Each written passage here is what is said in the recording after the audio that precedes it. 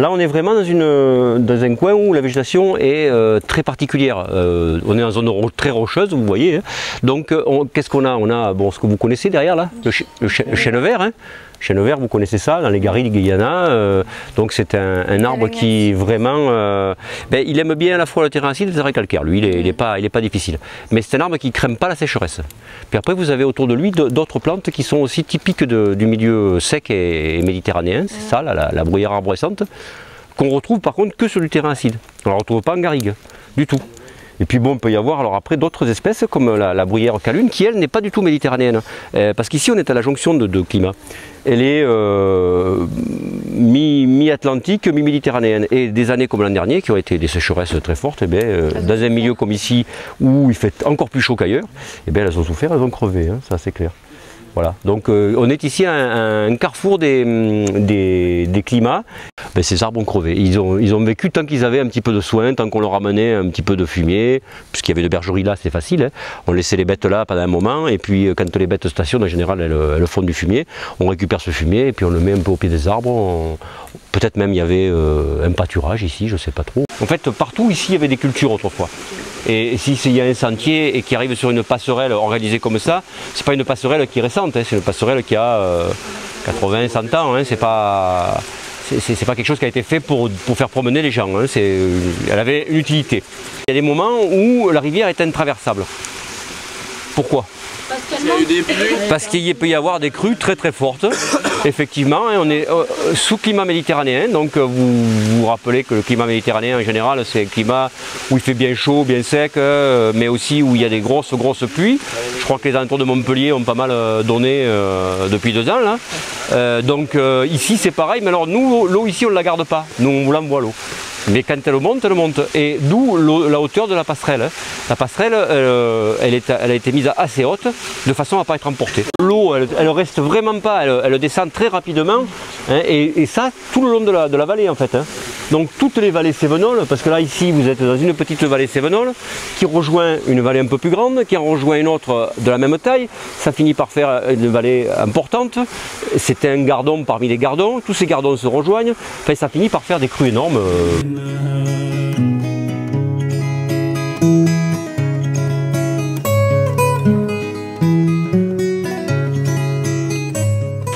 Ça crée chaque fois un nouveau milieu, ce barrage. Hein.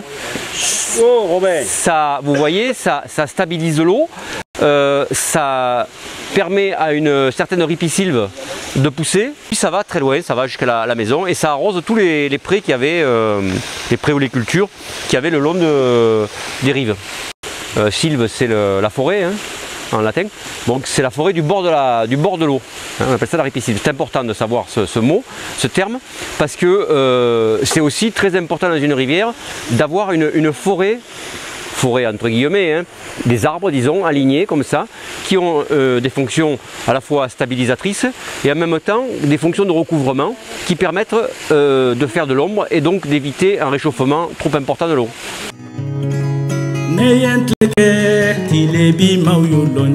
L'écrevisse par contre, à Lozère, il faut un gros effort pour maintenir cette écrevisse à pied blanc. Donc elle est ouverte 1 jour par an. Hein. Il faut savoir quand même que l'écrevisse aussi à pied blanc, elle se reproduit qu'à l'âge de 3-4 ans.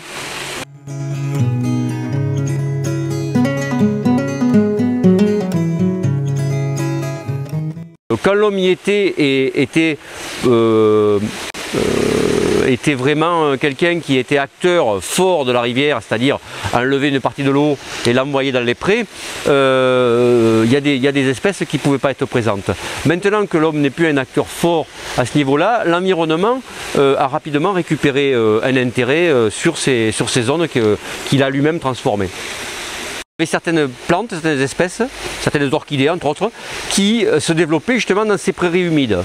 Alors l'homme ne faisant plus le même système d'arrosage, ces orchidées ont tendance à diminuer.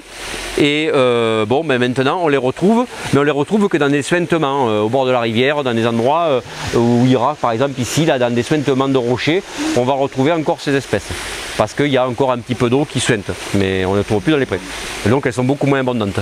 Donc d'un côté on aura le barbeau qui va être très abondant ou l'écrevisse, et par contre les aspirantes par exemple d'été qui va diminuer énormément et qu'on essaye de regarder partout. Ce sont des fausses pattes, des pattes copulatrices. Il a qu'une pince, non? Oui, ça arrive que, vous voyez là, ça s'atrophie parce qu'elle se bagarre entre elles, mais ça repousse.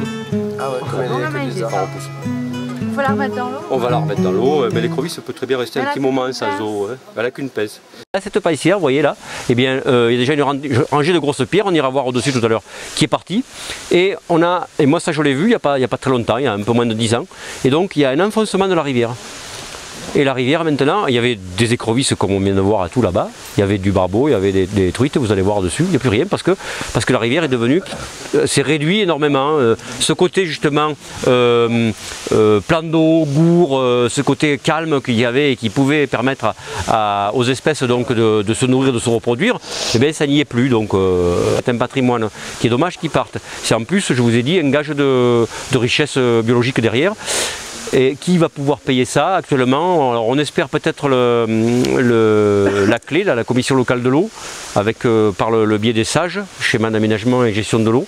Vous savez bien que l'environnement, c'est pas quand même prioritaire, jamais. Et pourtant, quelque part, c'est très important quand même de conserver et des espèces. Et je dirais même là, à ce niveau ici, je pense qu'on irait même plus loin si on entretient un petit peu ce style de barrage. On va même jusqu'à retenir de l'eau. Si on fait un barrage ici demain, tout ça va se remplir petit à petit. Ça se remplit en général d'éléments grossiers, puis d'éléments fins. Et le sable, vous savez que le sable c'est comme une éponge, ça retient énormément l'eau. Donc plus on multiplie le nombre de ces ouvrages, plus au moins on maintient ceux qui existent, et plus derrière on a cette quantité d'eau retenue à l'intérieur du sable pour simplifier. Mais en même temps, cette eau, elle ne reste pas que dans la tranche de la rivière. Ce qu'on s'est aperçu, c'est que l'eau comme ça, avec ces paissières, donc cette eau qui rentre sous terre, qui se purifie, c'est ce que je vous ai dit, et qui ressort, souvent elle ressort avec quelques degrés de moins. Donc ça veut dire qu'en même temps, cette eau, elle est réutilisable, disons, indéfiniment en dessous, parce qu'elle perd de la température, elle regagne en oxygène et elle se nettoie, si on peut dire, donc dans ces éléments. Donc de l'eau qui est captée un peu plus haut sur le ruisseau par un barrage et amenée dans un petit canal avec des pierres de temps en temps qui, sur ce petit canal, coupent, font un deuxième petit barrage et inondent un petit peu la prairie. Voilà. C'est pour ça que l'herbe.